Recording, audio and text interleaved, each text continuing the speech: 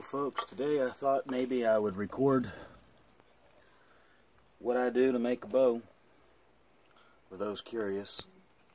Excuse me while I try to adjust this a little bit better. I was in the middle of getting a good start on it, and I thought, well, I'm wasting an opportunity to show off how I do things. I got here a piece of osage. It's about 3 years old from having been cut. And right now what I'm doing, as you can see, is I'm ripping off the back and trying to reduce it down to a ring. Now right now, sometimes I'll leave some of the sapwood on and sometimes I'll take it all off. This particular one, I'm going to have to leave some of the sapwood on there.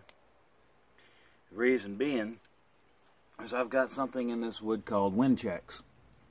And if I take down all the sapwood, the bow is going to be, it's going to have the wind checks in it. And I'll show you guys what a wind check is.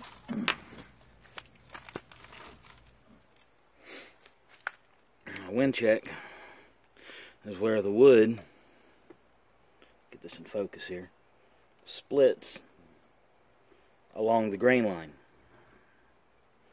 I've got a check right here, and I've got a few on this side too. Here's a real good view of one. Those are wind checks. That's where the rings are trying to delaminate. And if I put that in the bow, see, here's another one. And more. Now,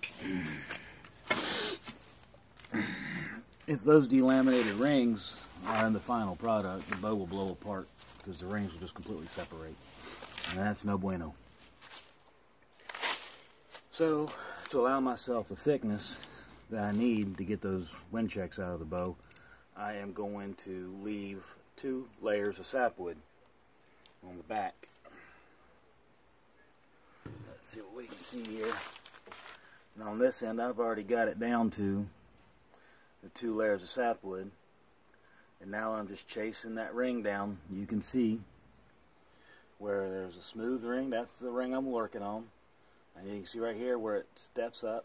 A little bit of step up right there too. But right there's the most visual spot for a step, where it goes into the ring above it. And it just works its way down. It continues to step up until I get back to the original back of the bow. Now, I honestly don't understand why folks like to take all the sapwood off of a bow. First off, it makes a beautiful two-tone cream colored back, and the other thing is I've noticed it to be very strong.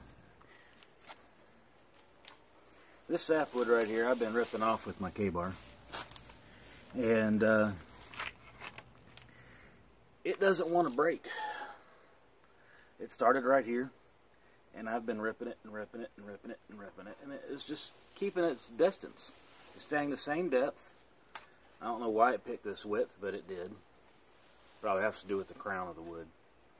But it's just not breaking off, and I'm not doing anything special to it. I'm not treating it soft or gentle. I'm just chopping away at it. And it finally stepped up. It didn't break because it was fragile or brittle. It didn't even break, actually. I wound up cutting through it. Right there is where it creased on me and the knife went through it, and it just stepped up. That's a really long strip of sapwood to have not just folded over under all that stress and break. You chop osage like that, the heartwood, and it's just going to get brittle and break. It can't take those stresses. And if any part of the bow is under stress where I don't want it to be brittle, that would definitely be the back. So I like leaving the sapwood on the back. I think it makes sense. And that may not be scientific evidence enough, but it does give me a lot of justification, because it happens a lot. So what I'm going to do with this K-bar, it's not very sharp. I mean, it's sharp enough to do you some damage, but it ain't sharp enough that I ain't worried about rolling my thumb across it. It's not hair shaven sharp. I don't like them that sharp. You get them too sharp, they grab into the wood, and the blade will grab into the wood, and got mosquitoes out here. And anyways, it'll grab into the wood, and it will. It's more difficult to control the path that the knife is taking. So you don't want the knife cutting the wood, you want it splitting it, and the sharp edge cuts and the duller edge will split. So you want it to get into on top of the ring that you're working, and I do that just by doing short little choppy strokes until I get a nice good curl going on. And then I can start putting a little bit more force to it.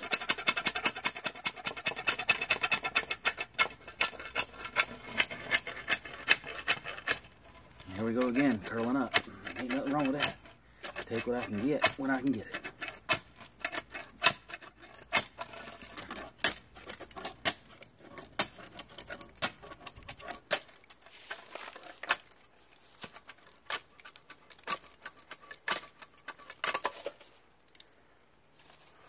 Nice long piece of wood removed right there.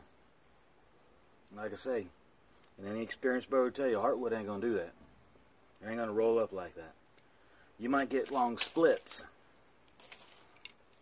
but you're not going to get long splits off the back like that, the way this is working. See, it'll split and then stay split way in advance. This just doesn't want to split until the knife hits it. But here you can see the progress we made. Now this is a stave.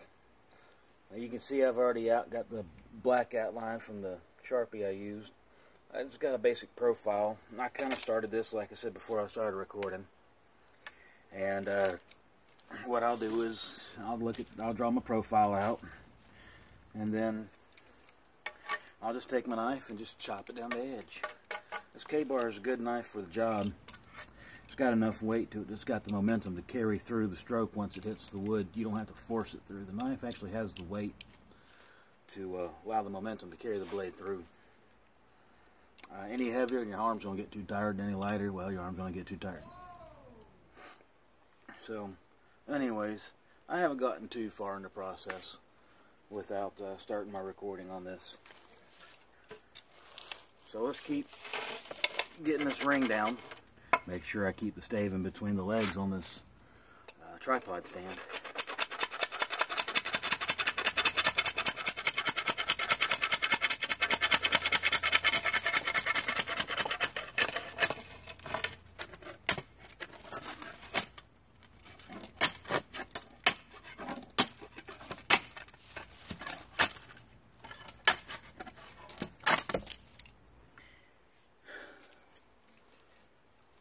Again, now we got a really ripped up looking back, but we're going to get that down nice and smooth. No worries. And I like working on porch steps. They allow you to adjust your angle based off of your angle of work to the wood. The wood ain't going to change its length, but you can change your height. Working on porch steps is probably the best thing you can do outside of having a stave horse. But I find porch steps more forgiving even. And I'm gonna hold this again, and I'll take a closer look at what we got here. Let's see. Get this in such a way that it's focused. And that's difficult apparently.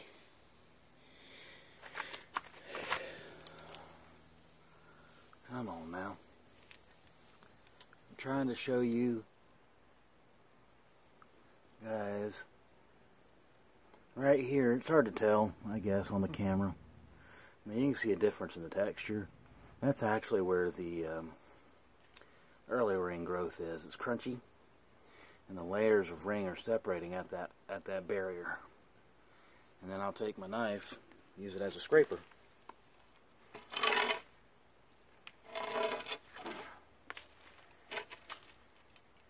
Scrape that away.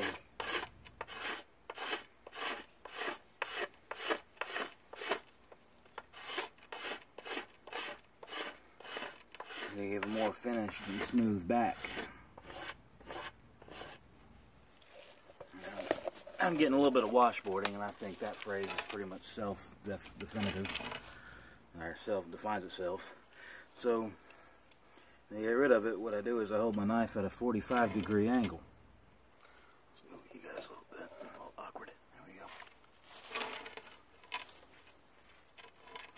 And I'll just hold the knife at a 45 and come up it.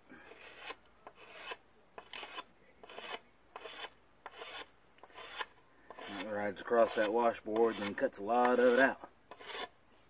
Now I'll switch angles, go 45 again, the opposite direction.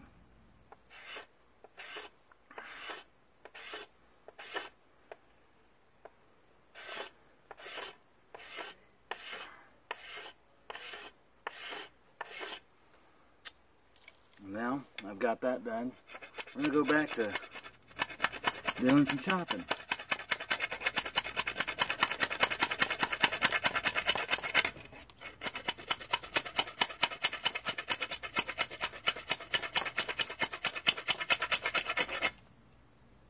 And that's basically a rinse and repeat process all the way down the back of the bow. And we'll pick up later on once I'm further along.